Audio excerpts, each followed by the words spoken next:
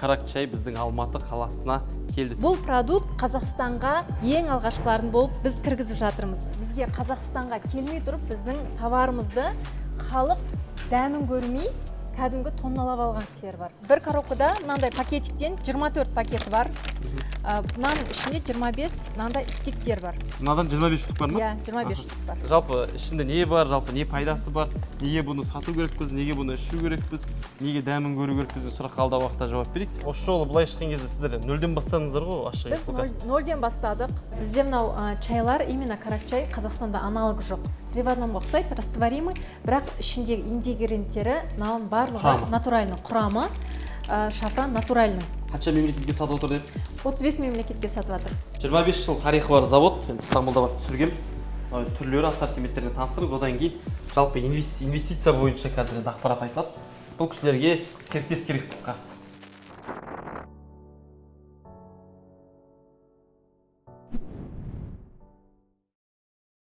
Қайырлы достар, есімім Ұлан Құрманғалиев, Сала таңдау каналы. Осыдан 4 ай бұрын түсірген Карак-чай біздің Алматы қаласына келді. 4 ай бұрын естеріңізде болса, Кербез ханыммен қалайсыздар?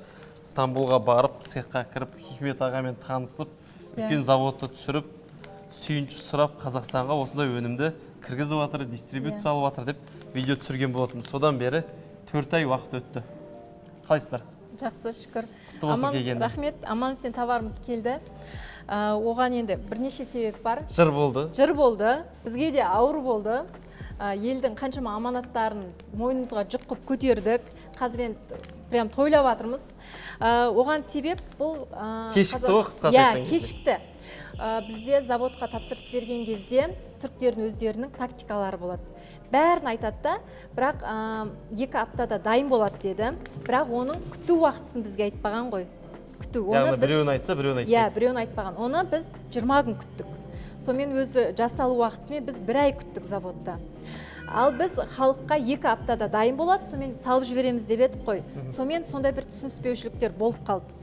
Сонымен енді ол бізде ол жақтан шықты, жолда 20 күн келеді деген 18 күн, бірақ Атырау жақтан келген кезде, Атыраудың сол границаға келген кезде жолда су шайып кеткен. Сонымен ол біздің фурамыз, товарымыз через Баку портпен Ақтау арқылы кірген ғой. Сонымен ол тағы бір 10 күнге созылып кетті. Сонымен 10 күнге созылғаннан кейін СВХ-ға таможняда 1 айдай тағы да тұрып қалады ғой. Қазақстанға кіреді таможняда. Оған да себебі бұл продукт Қазақстанға ең алғашқыларын болып біз кіргізіп жатырмыз. И ең алғашқы аналогы жоқ товарларды Қазақстанға кірген кезде таможниктар болсын, брокерлар болсын, ТНВ коды болады каждый товардың. Соны дұрыс қоймаған ғой. Әр ассортиментіне. Иә, дұрыс қоймаған. Кәдімгі классический шайлардың ТНВ кодын қойған, бұл басқа ғой енді.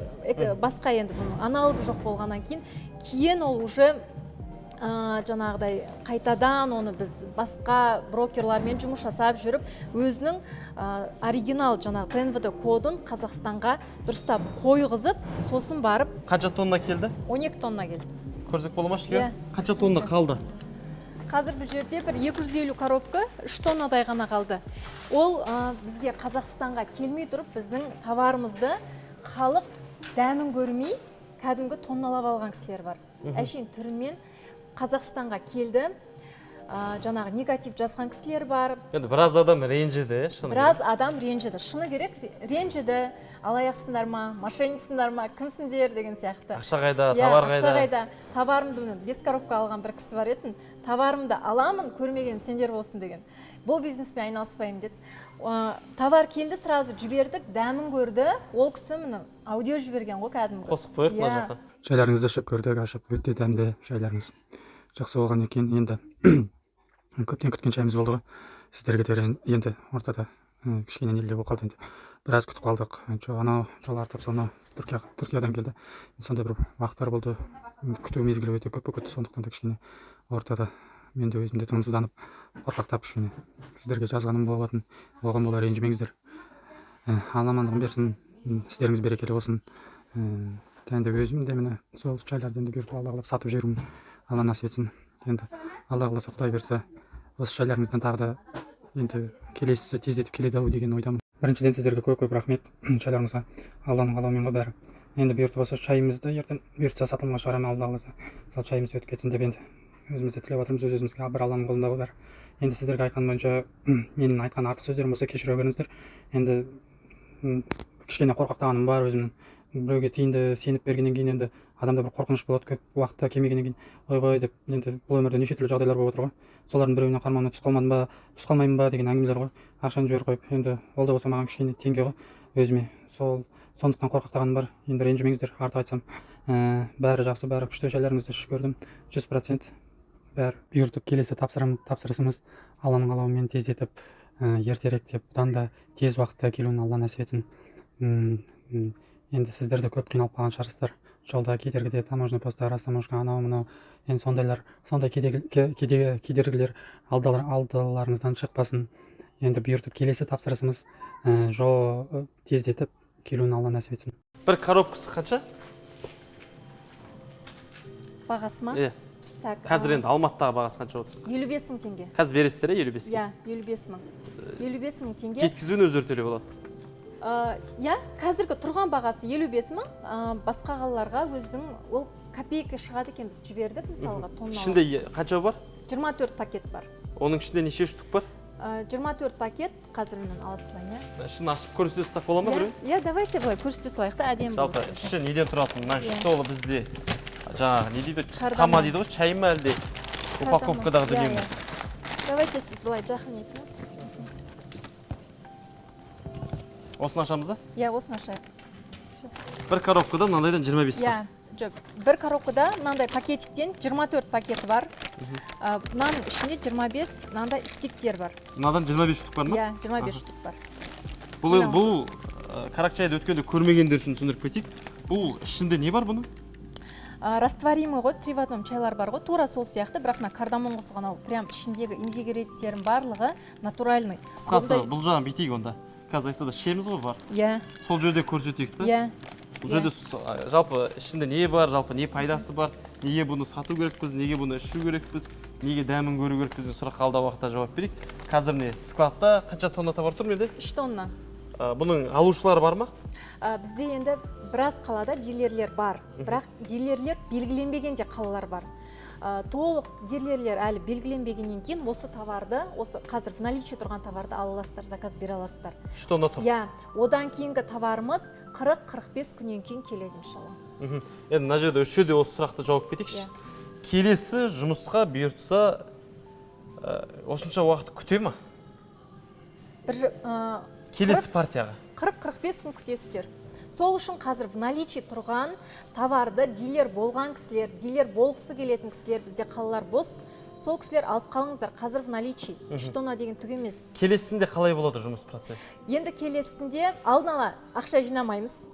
Товар келеді, таможнядан өтеді, тура осылай СВХ-ға түседі. Иншалла Алматы қаласына, одан кейін барып біз дайын тұрған товарды алады. Дайын тұрған товарды жібереміз.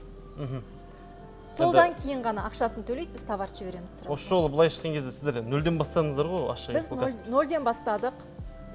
Қазақстанға пробный партияны кіргіздік фураны. Елден ақша жинадыңыздар, сол ақшаға сатып алдыңыздар, кіргіздіңіздер, тәжірибе жинадыңыздар, кешіктірдіңіздер. Жалпы осы салада бір өтіп шықтыңыздар ғой? Бір өтіп шықты. Үлкен кәдімгі сабақ алдық біз. Бір айдан аса осы неде жатырмыз? Алматыда. Біз негізі Стамбулда тұрамыз. 4 бала шағам бәрі қалды. Кімде? Стамбулда қалды, мамама тастап кеткенбіз. Мамаң шақырып? Иә, мамам Стамбулда бала шаған жанында. Бір аптаға кетіп едіңіз негізі? Иә, күнде звондайды, қайтыңдар. Клиенттеріміздің жанында мамам да звондайды күнде. Енді осындай жауапкершілікті алғаннан кейін енді соңына дейін бастаған істі аяқтап тапсырып бәріне. Соңғысы қалды тапсырыс беремін дегендер мына номерге хабарласыңыздар. Жалпы енді осы сала жайлы толық ақпарат естеймін дегендер видеоны соңына дейін көріңіздер. Қазір сіздермен бірге қолдан келгенше дәмін тарттырамыз. Жалпы осы сала жайлы толыққанды дастархан басында айтып береміз ақпаратты. Сұхбатымызды жалғастырайық. Шайдың дәмін көреміз. Сіздер енді алыстан көре алмайсыздар, бірақ мүмкіншілігінше жеткізуге тырысамыз. Отбасылық кәсіп. Өткен бірінші видеода ассалаумағалейкум. Ролан мырза, дұрыс па? Иә, дұрыс.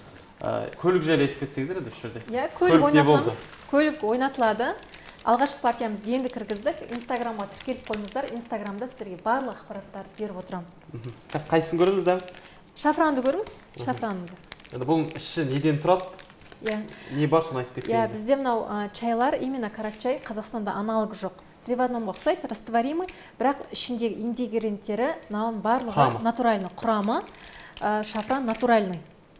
Мынаны даже қазір көресіз ғой, ішіне майда-майда ұнтақталған шафрандар жүреді. Кәдімгі өзіміздің мақ кофе сияқты таралып кеткен. Иә, мақ кофе сияқты. Қанты бәрі ішінде ғой, сүті. Барлығы ішінде міне. 150 миллиграмм суға құямыз кипятокқа, араластырып. Мынау кофелері ме? Қарасаңыз, ана ішінде майда-майда жүр, жаңа натуральный дегеніміз. Завод көзімізбен көрдік. Барып түсірдік. Бірінші видеоны сілтемесіне видеоға қойып кетсек болады. Мына жер айтып кетіңізші. Бұлақта кіргізіңіздер ме или жоспарда ма? Бұл келесі партияда болады. Құдай қаласа келесі партияда кіргізсек па деп тұрмыз. Тура осының міне Қазақстанда әрбір дүкенде сатылып жатыр. Өте жақсы сатылатын тривадном кофелар растворимый. Одан кейін капучино бар, ол таусылып кетті. Ол вообще күшті енді ананың дәмі, бетінде шоколад себіледі. Капучино жаңағы. Ол енді келесі партияда болады осымен бірге. Бізде қазір 3 өнімді шығарайын деп отырмыз. Негізі заводта бұндай кофелардың түрлері көп. Бірақ самый ходовой өтімді деген міне осылар. Мынау қымбат па, мынау қымбат па? Каракчай қымбат. Каракчай қымбат. Иә, бұл натуральный, ингредиенттер бар. Қанша мемлекетке сатып отыр деп? 35 мемлекетке сатып жатыр. Біздің көршілердің қай мемлекетіне кірген бұлар? Қарақ. Осы сұрадыңыз да? Иә, Өзбекстанда бар, Россияда бар, Түркменияда бар. Өте жақсы сатылатын осылар. Біз оның барлығын зерттедік, анализ жасадық. Біздің мемлекетке жақын қайсы өнімдер тұтынады деп осыларды көрсетті. Бұл каракчай деген негізі араб мемлекеттерінде жақсы сол жақтың шай ғой. Дубайда. Дубай, Катар, сол жақта күнде қолданысқа уже өздерінің дәстүрлерін еніп кеткен шай ғой. Біздің де қазір Қазақстанда классический шайларға, классический шайлармен қоса осындай шайларымыз да жаймендеп кіріп жатыр халыққа. Каракчай бізде қазір халық жайлап тұтынып жатқан новинка ғой, трендтегі шайлардың бірі. Негізі Дубайда, негізі шығу тегі Дубайдікі ма? Негізі шығу тегі Дубайдікі. Арабтардікі. Арабтардікі. Негізі бізде бұл каракчайдың заводы Турцияда жалғыз завод. Негізі каракчай Турция бойынша заводтар көп қой, именно бұл каракчайдың заводы Турция жалғыз. Сол жалғыз заводпен жалғыз осы Қазақстанға тасымалдайтын дистрибьютер болып отырмыз. Европаға сата ма? Европаға сатады, иә. Ұлыбританияға, басқа мемлекеттерге сатады. Енді чайдың дәмі бойынша біз бірінші видеода айтқанбыз. Қазірде тағы айтса да болады. Керемет басқаша. Ештеңе айта алмаймын. Мен қазір шафранды ішіп отырмын. Одан кейін жаңағы кардамон, масала ұнады екеуі. Тағы қандай түрлер бар? Оригинал. Оригинал жақсы. Оригинал жақсы. Имбирі бар. 25 жыл тарихы бар завод. Стамбулда барып түсіргенбіз. Түрлері ассортименттеріне таныстырыңыз. Одан кейін жалпы инвестиция бойынша қазір ақпарат айтылады. Бұл кісілерге серіктес керек қысқасы. Дұрыс па? Иә. Серіктес керек. Осы өнімді сатқанға қанша ассортимент бар қазір жерде? 5 ассортимент бар. Бізден келесі партияда жақсы сатылатын жаңа кофемізді тривадном и капучиноны алып келсек па деп жатырмыз. Каракчайдың қандай түрлері түрінде? Имбир, масала, оригинал, кардамон, шафран бар. 5 түрі бар. Түсінікті болды. Инвестор қанша ақшасы болу керек және не ұсынасыздар? Ақша беріп өзінің пайдасын күтіп отыратын адам ба, әлде ақша беріп бірге іске кірісетін? Инвестор екі түрі болады. Сол операционға қатысатын түрі керек бізге. 50 миллионнан жоғары ақшасы бар адам, бизнестан хабары бар адам, бізбен бірге ақылдасып отырып осы кәсіпті бүкіл Қазақстанды қамтып бірге жұмыс жасайтын адам керек инвестор. Ол Қазақстанда қызмет етеді, сіздер? Біз Стамбулдан келіп, кетіп жұмыс жасайтын боламыз. 50 миллион теңгені маркетингке сала ма, әлде өнімге сала ма, неге салады? Өнімге салады. Чисто өнім. Ақшасы таза өнімде бола ма? Таза өнімде болады ақшасы. Пайда енді 20% болады. Инвестордікі. Енді ол жағын толыққанды ақпаратты келісім сөз үстінде, дастарханның үстінде келісіп жатып, договормен міндетті түрде. Ешбір адам 50 миллионда келісіп жатса бермей шығады білем. Танысып, пайданы есептеп, мүмкін заводқа барар шынымен егер серіктес болуын көзбен көрер. Енді ақша салғаннан кейін жалпы үлес бересіздер. Үлес беріледі. 20% болады.